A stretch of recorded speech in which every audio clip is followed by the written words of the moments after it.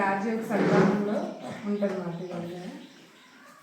నేను లక్ష్మీనారాయణగా మారాలని నాకు మీకు లక్ష్యం ఇస్తున్నాను.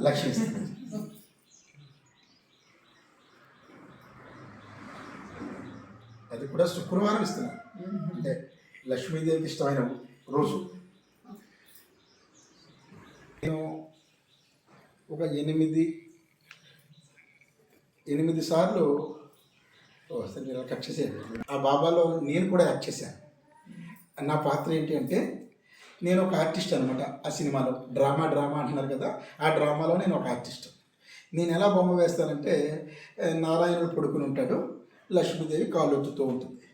అప్పుడు బాబా నా దగ్గరికి వచ్చి, లక్ష్మీదేవి కాళ్ళ దగ్గర కాదు, ఇద్దరూ సమానమే, శ్రీమతంలో అమ్మ వేరు నాన్న వేరు కాదు, ఇద్దరూ సమానమే, కాబట్టి ఇద్దరిని కూడా పక్కన పెడితేనే ఆ పైన జ్ఞానజ్యోతి వెలుగుతుంది అంటే.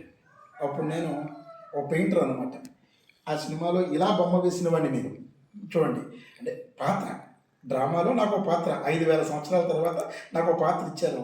ఆ పాత్రలో అమ్మని నాన్నని ఇలా ఉండాలి అని చెప్పి బొమ్మ వేసిన చిత్రకారుడికి ఇవాళ అది కూడా అన్నగిరిలో సత్యయోగానికి నాంది పలుకుతో నాకు బాబా ఇవాళ ఇప్పించారు. నేను 3 రోజులు సత్సంగం విన్నానండి.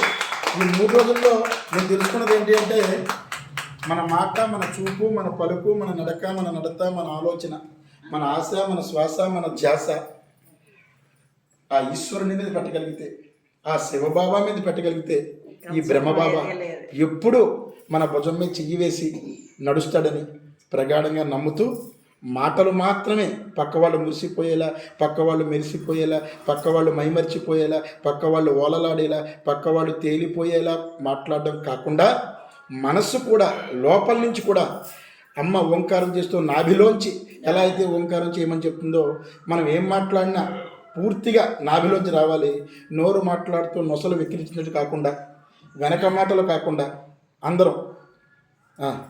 అందరూ బీకే అంటే బి అంటే భద్రంగా ఉండాలి, కే అంటే ఆయన కరుణా సాగరంలో మనం మునిగి తేలాలని మనస్ఫూర్తిగా ఆశిస్తూ మరొక్క మారు నా సొంతింటికి శిరస్సు వంచి పాదాభివందనం చేస్తాను. థ్యాంక్ యూ అమ్మా.